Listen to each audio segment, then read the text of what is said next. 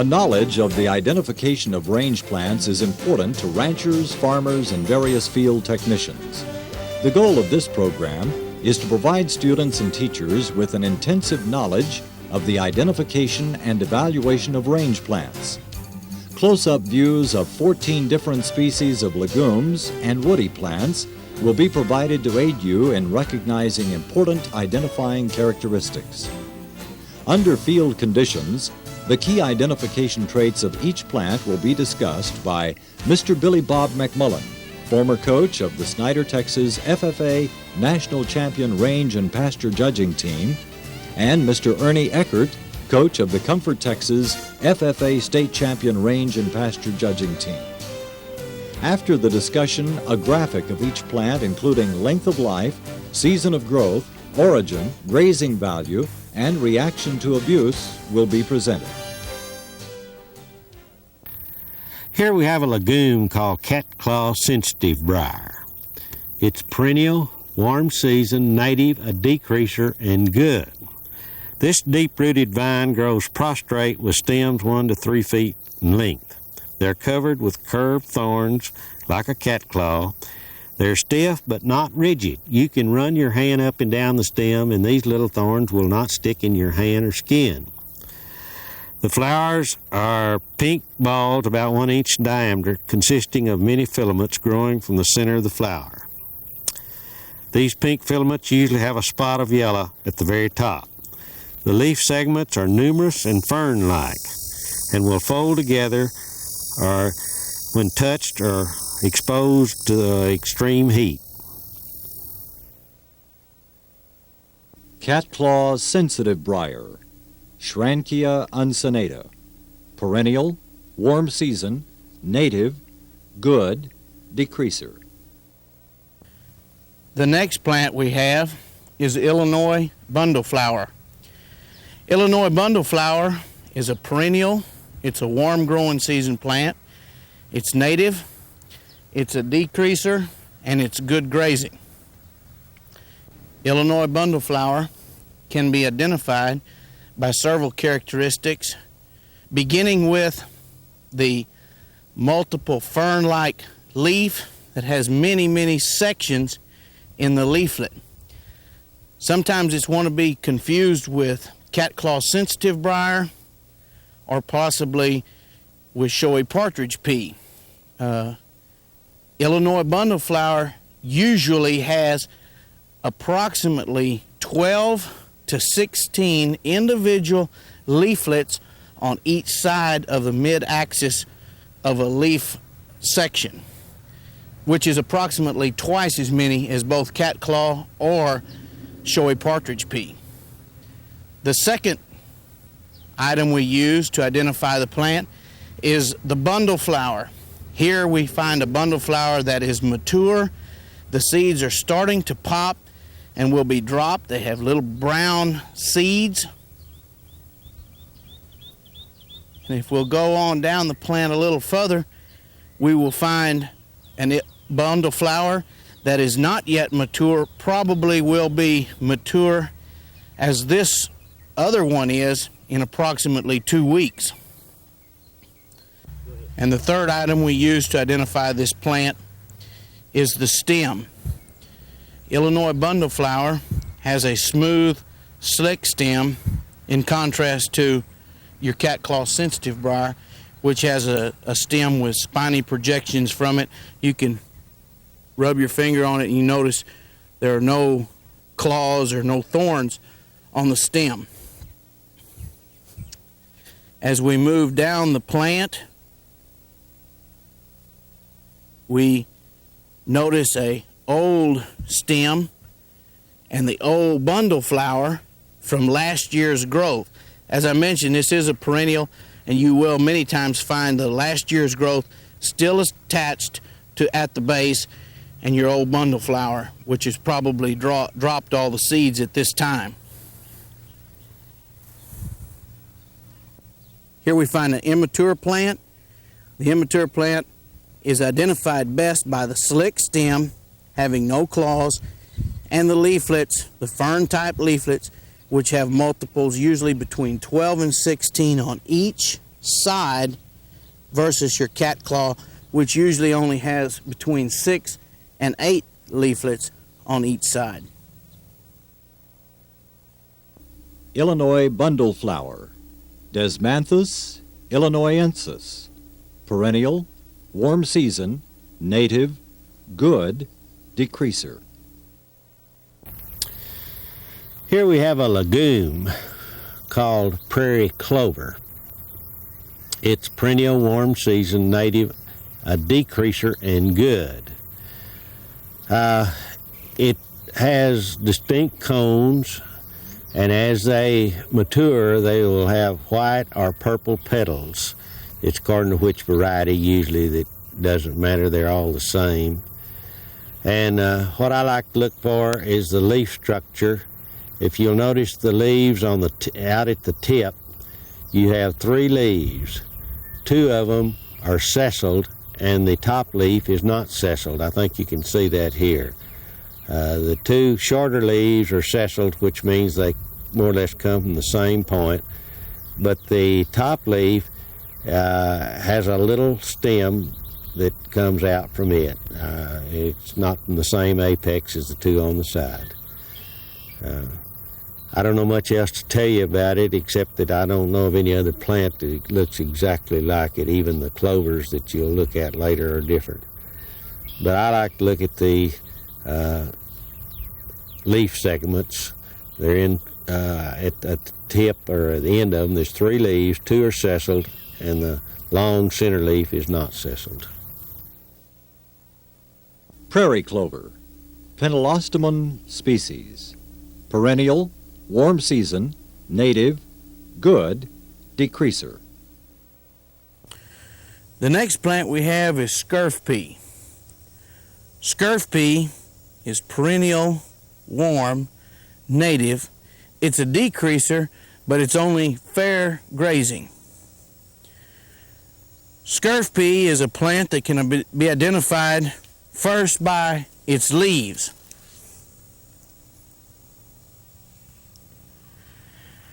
The leaves are usually 3, 4, or 5 section leaflets.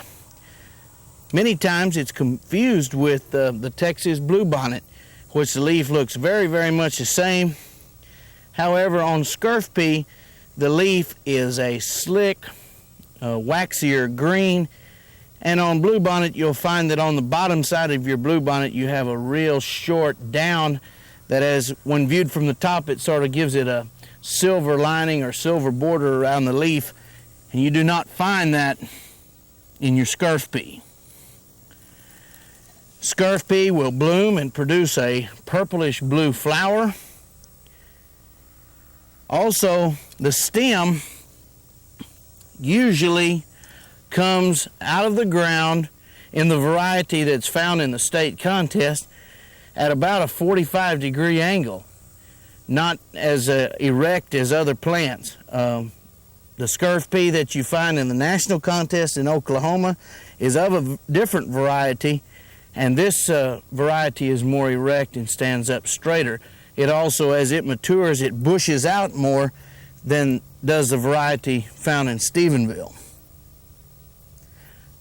As the plant becomes older and matures, the stem will become coarser and larger and get a purple to blue tint. Scurf pea, Cerealia species, perennial, warm season, native, fair, decreaser. Okay, the plant we have here is showy partridge pea. Showy partridge pea is an annual. It's warm. It's a native plant. It's an invader, and it's the only fair grazing invader we have. Showy partridge pea is identified by basically 3 items. It's identified by the leaves, which are a mimosa type leaf with opposite leaflets. Secondly, you go to a flower. In the flowering stage, you have a yellow flower with a brown to black center. And as it begins to mature, you will have a bean pod very much like a domestic bean. Also, showy partridge pea usually comes from the ground in a single stem and then branches as it matures. We find here at the bottom a small immature plant. The leaflets are closed today because of the heat. It has a tendency to close up during the hot days and then open back up at night. Showy partridge pea, Chamacrista fasciculata. Annual, warm season, native, fair, invader. The next plant we have is white clover. White clover is a perennial, cool, introduced invader good. White clover can be most easily identified by the white flower that looks like a small snowball, or some people will say kind of looks like a popcorn. Here you will see a small flower that has already bloomed out, maturing. Some little seeds are forming. The second characteristic we use in identifying white clover is the leaves. It has the typical 3-leaf clover design, and the border of the leaves are prominently serrated. White clover, Trifolium repens. Perennial, cool season, introduced, good, invader. The next woody plant, blackjack oak. Blackjack oak is a perennial, warm, native, increaser, and poor. Blackjack oak can be confused sometimes with post oak, but at close examination, you will notice that the shape of the leaf of a blackjack oak is somewhat like a bell with the clapper exposed, and on the tip of all 3 lobes, there's a tiny sticker. Also, the bark on blackjack oak is usually deeper and rougher clefted, and sometimes it's darker in color. The other item that we use to identify blackjack oak is that you'll notice you normally find dead wood on the understory of your foliage, and the secondary limbs come off lower to the ground than they do in post oak. Also, blackjack oak is usually somewhat shorter in the central part of Texas than is post oak. When you go to East Texas, they're pretty much the same size. Blackjack oak, Quercus marylandica. Perennial, warm season, native, poor, increaser. Here we have a woody plant, which is mesquite, and it'll vary from shrub size to large tree size. Here we have a small one. Most branches will zigzag a little bit. This one does. You can see it, kind of a zigzag up and down this leaf. And at each leaflet, you usually have thorns in pairs. I don't know of anything else that you could confuse this with. The leaves, can you pick me up here? The leaves are in pairs opposite each other. And right out at the end of each rachis, or leaf stem, it makes a V. You notice these leaves look like they're in V's. And it's a perennial plant, warm season, native, and it's an invader and poor. But I like to look for the leaves that they're in pairs, and out at the end of the rachis you have these 2 leaves that are make a V. Zigzag branches. Remember your zigzag branches with thorns.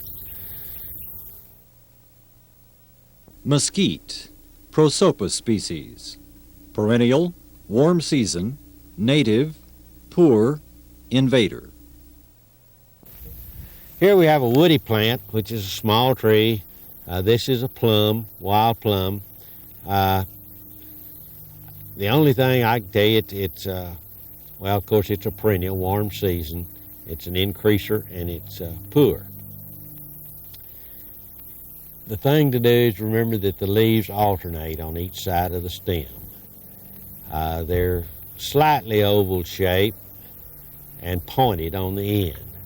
And they also have some serration on the margins, not much. And of course, if you ever get the plant with the fruit on it, it'll just be a little reddish plum that's probably a ½ inch in diameter. The thing to remember here that the leaves alternate on each side of the stem, kind of an oval shape, and pointed on the end. Plum, Prunus species. Perennial, warm season, native, poor, increaser. The next woody plant is post oak. Post oak is perennial, it's warm, it's native, it's an increaser, and it's a poor grazer. Post oaks are a large woody plant. This tree here is probably 40 to 50 feet tall, which is a very typical size for a mature tree. Post oaks are identified by first their leaf. When you examine the leaves, you'll notice that it is a 5-lobe leaf. I teach my students that if you reverse the leaf and hold it upside down, it kind of resembles a ghost, and so it rhymes with post, and we only compare it with blackjack oak, and the leaf is different, so if you have some kind of a rhyme, sometimes that works pretty well. When the tree is dormant, you don't have any leaves, the best way I can tell you to identify it is that the trunk is usually taller than blackjack oak before you have secondary limbs, and also the bark is not as deeply clefted as it is in blackjack oak. Sometimes it's also a lighter gray color. Post oak, Quercus stellata. Perennial, warm season, native, poor, increaser. Here we have a woody plant called prickly pear cactus. It's perennial, warm season, native, an invader, and poor. Shouldn't have no problems recognizing this plant because it has large, round leaves. I suppose you'd call them leaves that are covered with thorns. And at the base of each thorn is a little cluster.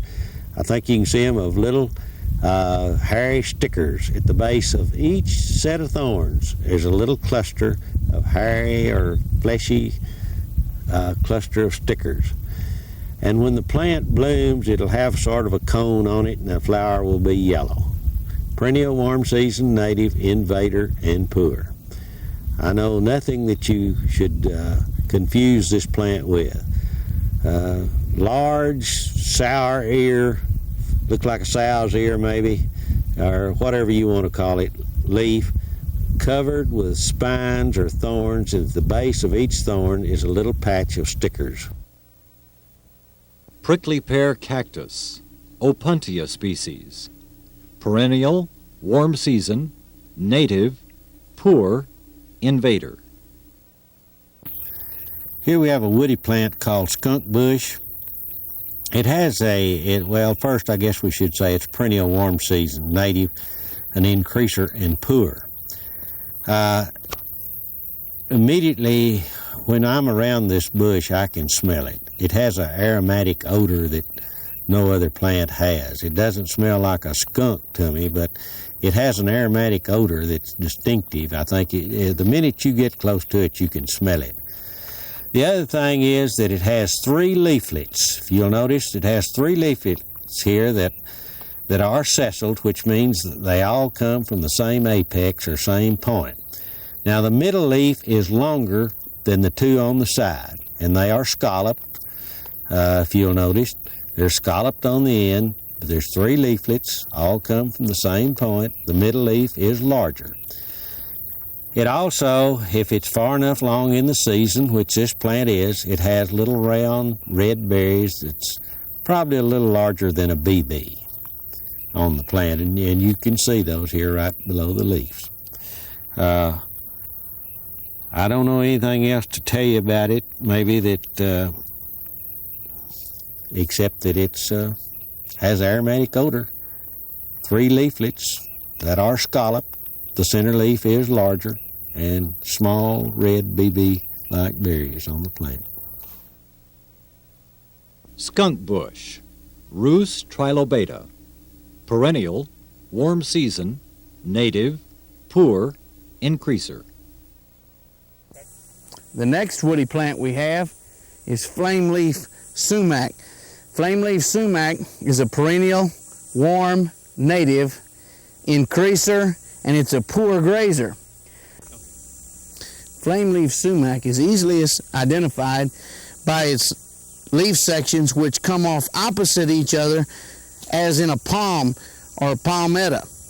The leaves are simple, long leaves that are joined opposite one another on the leaflet section.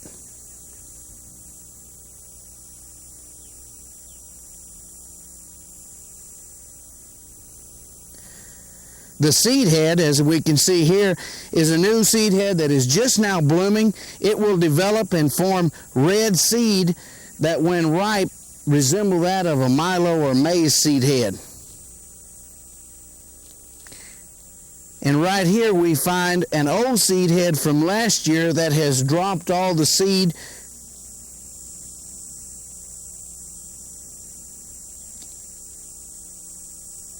And as you notice, we have a very slick bark.